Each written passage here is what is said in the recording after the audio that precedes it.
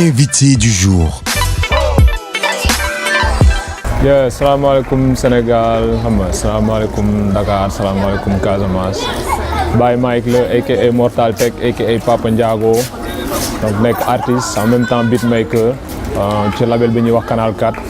bokk ci groupe bi ñuy wax aussi Daj Dëpp Connection nekk aussi ci groupe bi ñuy wax Daaray Mbedd au niveau de Ziguinchor quoi.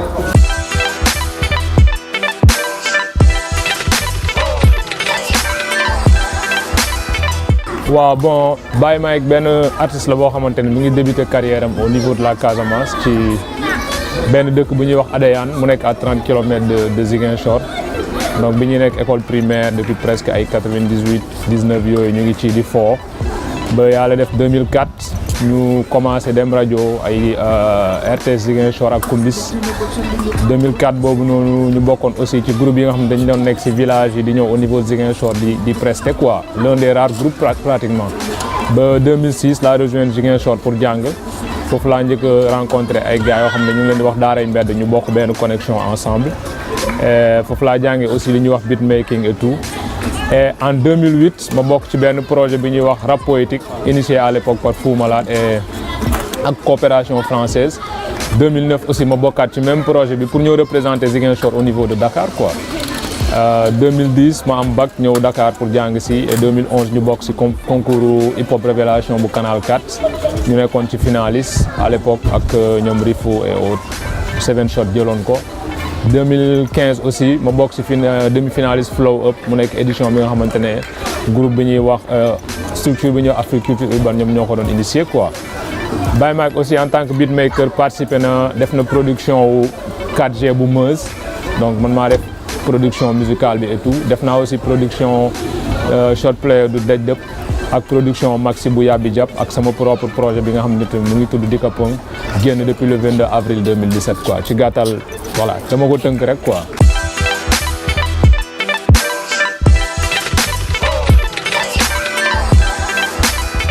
waaw Dika Pong moo njaago la boo xam ne day signifier du deñ ci olof quoi donc du deñ par rapport à tout ce parcours boo xam ne moom laa la expliquer léegi.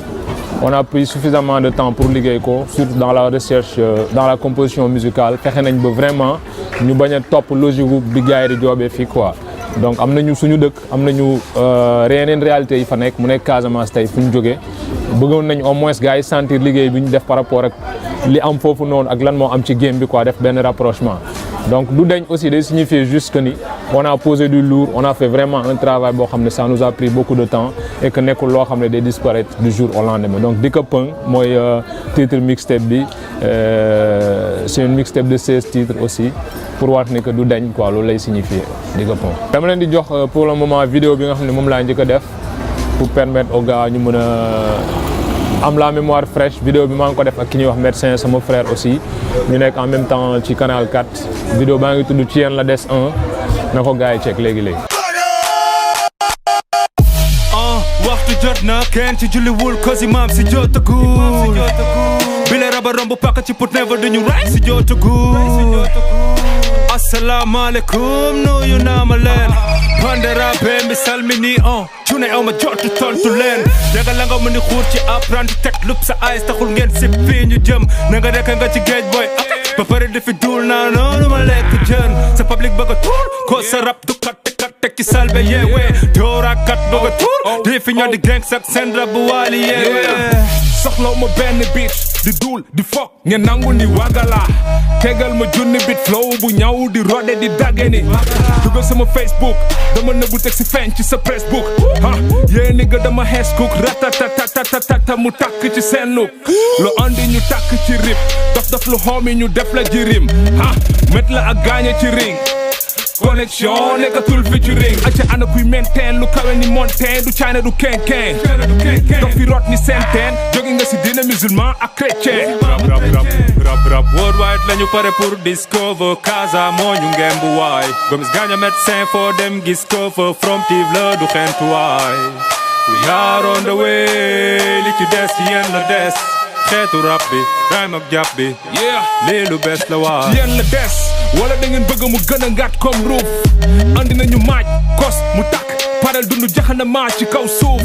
yee ni nga dama uuf réel ni nga kisa laay buuf jaratul laaj ku ma uuf booy yi réew yi laay ux ana ko fi dàq ndey rap na ñëw wane proof rap du mani def tat boy di jàpp di kat boy du mani du buzz boy money du buzz boy toog joxe sa tat boy bu dee talalu kat boy lu fi naaw du tak boy ni nga ñëw fi gën a kawe nitu àll def symphony déggal nañuy rappé nu mu garawe day toj symphony toj symphony rap du mani def tat boy di jàpp di kat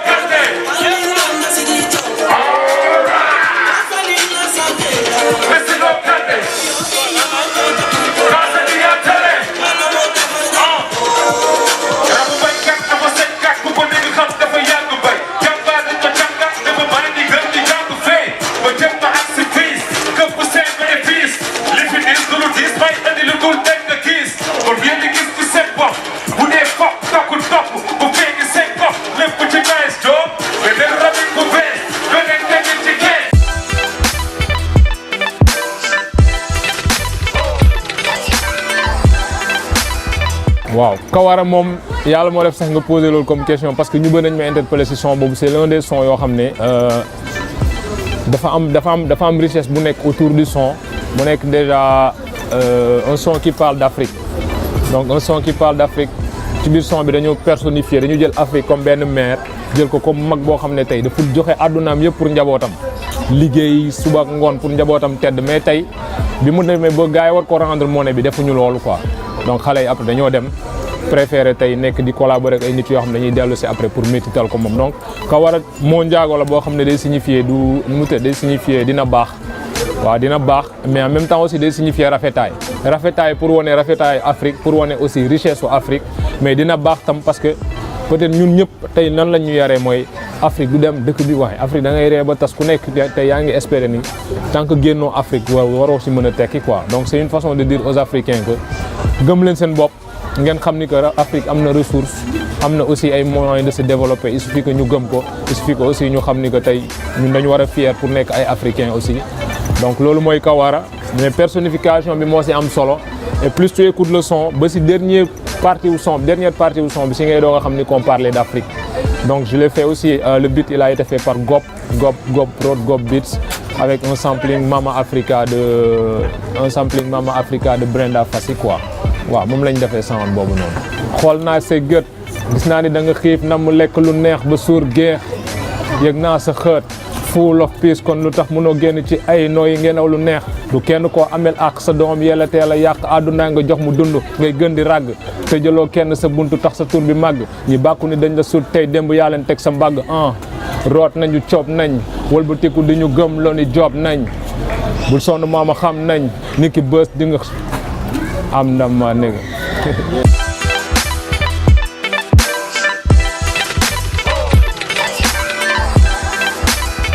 duñu mënuñu bokk ci seen rap donc loolu moo nekkoon ci yéen la des bi gars yi de ci yéen la des 1 bi gars yi seetaan léegi nii boobu moo si topp moo nekkoon suite loolu quoi donc c'était juste une façon de dire que tey peut-être ku nekk am nga ni ngay defee ku nekk tu as une façon de faire ton rap ku nekk tu as am nga benn philosophie bi nga am yow ci ni ngay defee sa rap mais donc voilà ñoom loolu ça les est particulier ñoom moom loolu mais man tam bokkuma ci ñoom façon bi ñu koy defee man am naa sama propre manière bi ma koy defee am naa sama propre manière boo xamante ne man noonu laa koy xalaatee quoi donc je fais mon truc à moi ñoom ñu def seen affaire pour ñoom quoi moo tax ma ne mënuma bokk ci seen rap et puis am na aussi beneen message bu nekk dans ce son là mooy tey beneen aspect boo xam ne on a tendance di ko dégg lu bëri muy côté wu côté satanisme côté yeneen affaire yoo xamante ne tey au lieu ñu woon gars yi lan mooy réalité réelle lan moo am actuellement ci monde bi mais on préfère les endormir xam nga won leen yeneen réalité yoo xam ne bokkul ak musique lu mu laaj loo xam ne pour yee nit ñi la pour teg leen vraiment dans le bon chemin la mais on fait qu'endormir le peuple won leen yeneen réalité yoo xamante ne du seen vraie vie mooy artistes yi dañuy afficher vrai fekk ci ginnaaw ay faux lañ quoi donc c'était juste une façon de dire que ñoom dañ koy defee ne man je le fais comme ça ñoom dañu gëm ni tey musique dafa war a nekk affaire u buzz affaire u succès et tout ñun on pense que tey musique bi dafa war a nekk loo xam ne day yee nit ñi daf leen di teg ci yoon bu baax bi donc loolu laa doon wax dans le contenu du son et même dans la vidéo aussi mi ngi ci parce que on a montré des gars yoo xamante ne ñoom c'est affaire yooyu lañ nekk quoi et dans la fin da ngay gis ni dafa am combat bu ñuy mëne jaar defaale rapprochement ak religion bi aussi ñu jox lay affaire nga blindé mën a dem song loolu noonu parce que combat la boo xam ne yombul tamit quoi voilà loolu mi ngi ci son bu en même temps. yow missionnaire nga mën la xaare kat mënuma nekk fi may xaare kat démissionnaire nga mën la aare kat pare dëkku ci lasiku yi li doo ko baare kat yow missionnaire nga mën la mënuma nekk fi may démissionnaire nga mën la pare dëkku ci lasiku yi li doo ko baare kat mënuma nekk ci seen rap mënuma bokk ci seen rap mënuma nekk ci seen rap oh no no mënuma nekk ci seen rap no no mënuma bokk ci seen rap mënuma nekk ci seen rap ni nga jox ma sa son ma won la sa public satane di pervertir di yenn lay tiir tokkal lu sell ci noppi ba xoli di bég amul sikk ni kaddu gi dafa biblique alléluia féete ci kaw fépp lay taw jébalu lan ca say taw ngay rap pour raw alléluia biir seen zik ngeen gis seen sik ñu doon bañ mujj nangu ni ku gis seen fiis man duma jege seen géej dama dege seen géej bu wax ji di bari woo wii leen LD ndax ñoo bokku di def same game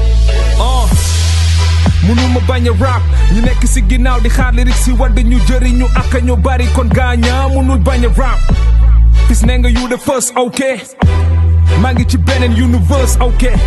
seen wax ju first never du ma choqué même fan su waali dem nañ ba xam ni mbalax ci gaal seen you the first ok fële ci àllu Casamance green ak peace fest ci xool yi mel ni islam dëkkal ci àllu doo ko maas ne nga deret ngay tokkal te muso rap ba ñu gis lam mënuma nekk ci seen rap mënuma bokk ci seen rap mënuma nekk ci seen rap oh no no mënuma nekk ci seen rap no no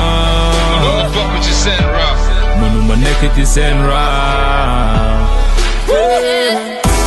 mënuma nekk ci seen rap no no mënuma bokk ci seen rap mënuma nekk ci seen rap no no no no mënuma bokk ci seen rap gis naa seen 1000K kon jot na wax ak yéen ma yéema si 1000K kon du ma wax ak yéen it's not a game we got a lot of mission to roll li doo ko blame complain dafay tàkk di go musique du diine kon fokk ñu koy jaamu ba seytaane nar leen ci suul ñu dekki dooga naw gis naa li fi ne dara gondi wuma ni bis buy doxantu ci défilé Miss Monde man du ma jege seen game dama dagg seen game bu wax ji di bëri woo wi leen dañ dem ndax ñoo bokku di def same game mënu ma nekk ci seen rap mënu ma bokk ci seen rap mënu ma nekk ci seen rap oh no no mënu ma nekk ci seen rap no no mënu ma bokk ci seen rap mënu ma nekk ci seen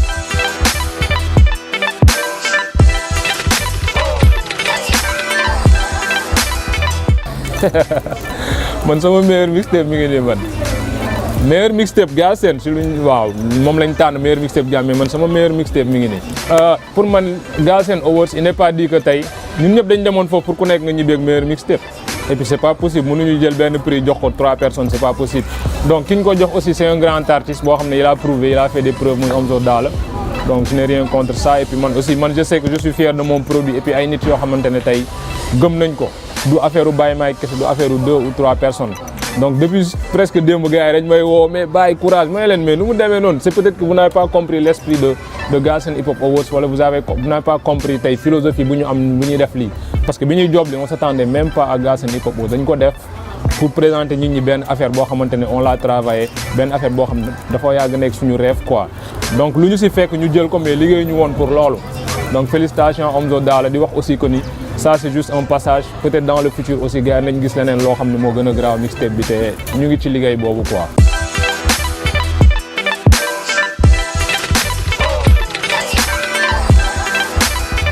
c'est bon mais mi ngi yàqu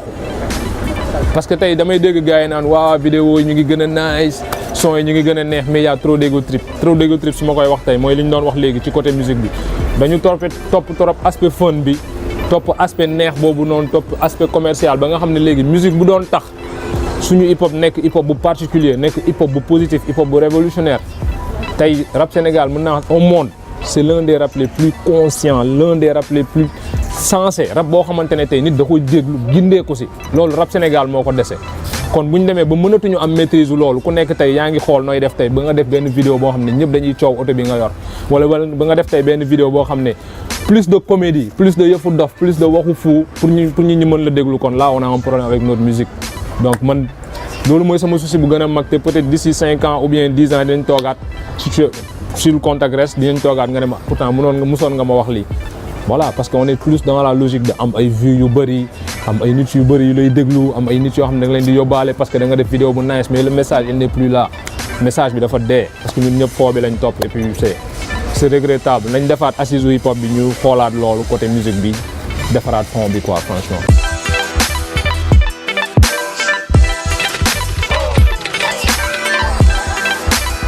Instant on est dans une optique de lancer première vidéo mixtape bi et Inch'Allah c'est pour très bientôt.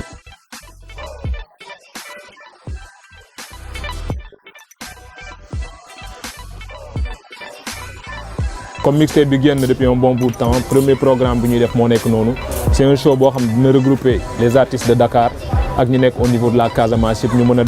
daje la nuit boo xam ne dañuy ñëw présenter CD bi gars yi gis aussi performance scénique bi waaw am na ñoo xam ne déglu nañ affaire yi mais mosuñu seetaan artiste bi nii en live.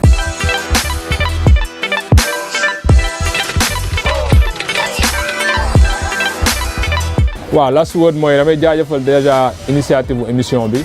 on a besoin de beaucoup d'émissions dañ ko soxla quoi télé yi bu ñu fi nekkee aussi il faut que gars yi buureel avec les émissions de hip hop donc di féliciter loolu et puis di leen encourager aussi si job bi di wax gars yi ne mixtape bi mi ngi déjà sur le marché pour ñu ko bëgg a am ça s'appelle Dika Punk il y a aussi les contacts sur internet et tout c'est disponible il y a les vidéos sur YouTube et on prépare un show pour le 30 Inch'Allah invité naa ñëpp nañ ñëw Casamance quoi for real. New vidéo.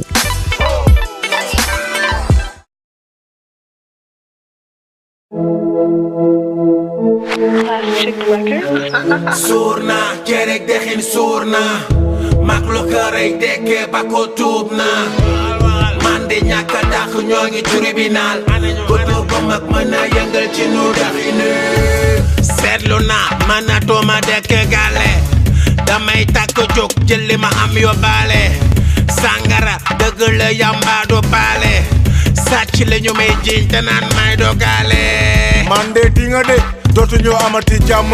dama bëgg nga nekk nit ci kër gi wala ma duma la munoo dëkk ci xeex saaga ndey ci koñ bi wax bu ñaaw ku ne gën a sa làmmiñ dëgg xam nga ne mandi waru la sama mande yoonu kenn nekku ci sama xaalis daf ma lew kon nag maandu ci maanu naa ci démb tey mu andi la fitna yokku meer bi coono kaay ñu añ te bàyyi coow li suur naa kerek dexin suur naa mag lu xërëy dekkee ba ko tuub naa man de ñàkk a dàq ñoo ngi tribunal ko tuub ba mag mën a yëngal ci nu daxina suur naa kerek dexin suur naa mag lu ko rey dekkee ba ko tuub naa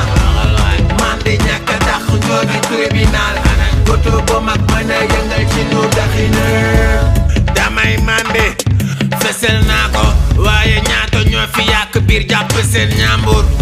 ñaata ñoo fi lu si doxaan jabaru jàmbur paanu tey nga am luy lijjanti sama poto sambur meer yow génnal samay wax dégg nga barki dem ma njaay sa jëkkër moo fi biiral bañ ko yéen li bon mi ngi ci kër gi dee te gisu leen ko liggéeyante suba ko na gën a garaaw mande puuj pàcc lekkal daxin puuj pàcc bàyyi lekk nit bàyyi tamit njuuj njaaj toog di mande ma gënal di wër di fen fu ne ñaata yoon la magum jëm yegg ci kaw go ne pédophile du naaj bu tàng mande kat day gën a jàpp neex waaw waaye couleur rek léegi police ñëw mu jeex yenn dëmm yi suñ New vidéo.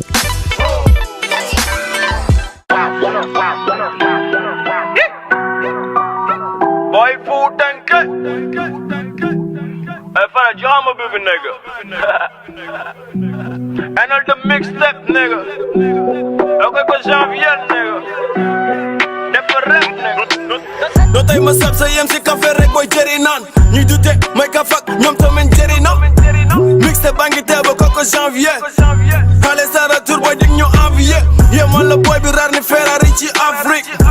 gën a jafe karapi ci biir Paris ñoom ñëppay lamb daj boy ni koy jouer Paris foot yow dëkk di ma jaay prek boo bëggee paago tuut boy léegi sax ragatuma damay nokke sax ba rey sax tokk MC bi may saf sax no dama réew damay rab di saf saw sax boy yàgga def ba ma moytu rek ma day san nigga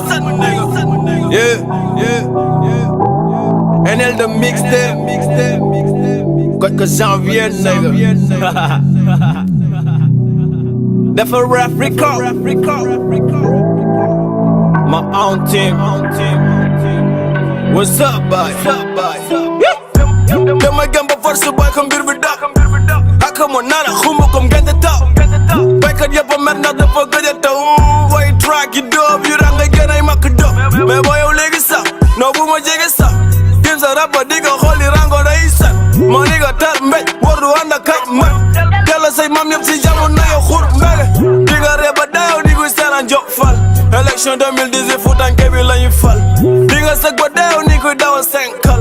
ne nga rang may ko jox xar wa yoonu sàkkal nega yeah NL the mixtape Koko janvier nigga Dafa rap record my own team what's up boy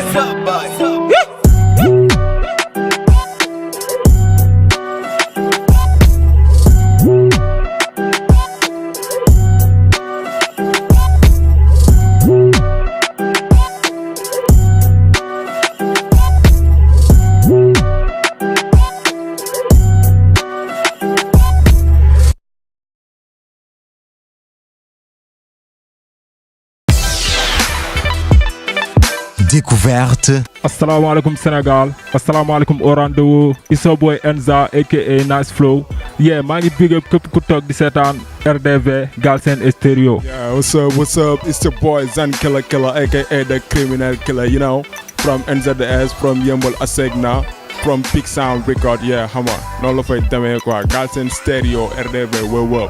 Yeah, au fait NZS crew mu ngi commencé 2014-2015 quoi. Au début connexion la woon mais 3 membres la regroupé woon quoi mais au fur et à mesure du temps benn membre moo choisi def carrière solo moo tax ba léegi maag sama copain ñu continuer quoi di continuer suñu wéy. Yeah, technique la sound bi technique la tudd c'est pas technique xam nga dañuy ñëw wane suñu présence ci hip hop Galsen xam nga wane suñu responsabilité wane aussi ni ñun ci hip hop bi lañu bokk xam nga wane pour suñu considération envers hip hop Galsen quoi noonu la fa demee. Découverte. Yo, what's up? NZS crew. Naturel is the zone, ça su nekk la boy. Real niggas you come back. Ñun rap ngeen technique. Word up. ñun rap français polonais lañu yemale gën a kaw gën a ne lion yi sa tomale cëppi ngande tubay dëkk ni ku ñëmbale wari këri li fi dafa bëri gën a niru mbëri dëkk ni kuy toppale gën a dëggu gën a bëri loxo tegu na fu dëgër di nga sooy ni kuy rëbb àll yàgg na ko bëgg ren di ñëpp jàpp tër fekk bu nekk di nga ñam ku si dund di nga géej fu ñu jëm dafa diib da nga si suñu loxo dafa seet di nga yàgg witte garab gu fi ñara goy dafa tiit ni ko na nga moytu àll bay li nga dund abesa ko yaa ngi jege sa dee à l'heure pile nga bëgg di doon pile si compile ñu compul di doon kill fi doon king dafa yomb ni doon deal ñu doon tiil gën a bëri si loo bii ku loo bii gën a bëri si game bii ak ñoo mën a rap doo ko dégg du tey naturel si sa zone doo ko dégg mu faay la la technique ñu rengen technique ñu rengen technique fu ñu jaar gën a bëri ku si nekk duñu wéri ñun rengen technique ñun rengen technique suñu rap day dem dañu toj bii gam ñun rengen technique attaqué koñe gañe duñu mbëru njalaxaan ama sénégalais ma ne duñu benn kanamaan neel bu nañu baax bu dee déglu ma sa nëri tax suñu rap am buzz ñun ñëpp dañu baax ñun ñëpp dañu baax ndax ñu la bandi psychologue yi ñëw di jàngal dafay booy bindul dara bëgg a fatt gem bi ñëpp la ñu bale taay moo sone li de dañu ome fëkkuñ fekk buñ jaay bandi dañu gome bu laajte fu ñu jóge yëmbal suñu série ku fi dute am na rap ne ko àll la woon dafa fekk àll boo gis ne am na buuram ñii di woote mënuñu rap da jox ma tuuram seeni MC la ñu téye fay suñu tool la ñu bay ba dee te bu ñu paree dañu téye fay fokk bàyyi pend bu mu woy ko xamul yéen a taxoon kon ku ma wattu inku nii lañ leen ko Adama Ndiaye sama tundu jooyal champion da ligue bi maa ko tojoon ngay maximiser sam benn saw ñëpp sa xool technique ñu rengen ñu rengen technique fu ñu jaar gën a bëri ku si nekk duñu wéri ñun rengen technique ñu rengen technique suñu rap day dem dañu toj bii gam ñu rengen technique ñu rengen technique fu ñu jaar gën a bëri ku si nekk duñu wéri ñun rengen technique Découverte. Bon instant bi après suñu single bi technique bi bon instant bi ñu ngi nekk si ay radio tour quoi ay radio tour lañ nekk instant bi te en plus ñu ngi waajal benn bagage bu ngande quoi te inshallah su gënee jege rek dinañ joxe lan la ñuy waajal xam nga te xam ne di lourd se prépare Galsen ñëpp nañu pare quoi te xam ne NZS dafa ñëw pour pëndal quoi. la sa work bi ñu ngi bëggee xam nga de passage suñu label Big Sound Record di bëggee grand yi fu nekk yëpp grand Boss grand Ahmed xam nga gars yi nekk foofu yëpp artistes yi nekk foofu yëpp di bëggee NZS team waaye Yëmbal Pikine Guédiawaye Parcelles Almadies di bëggee sama gars yi nekk Tivaouane fàttuma leen fala cosaanoo si hip hop bi yaa ma gën a xam di bëggee sama waa gaale Enza àdduna bi yëpp ñu ngi leen bëggee NZS mi ngi ñëw def fire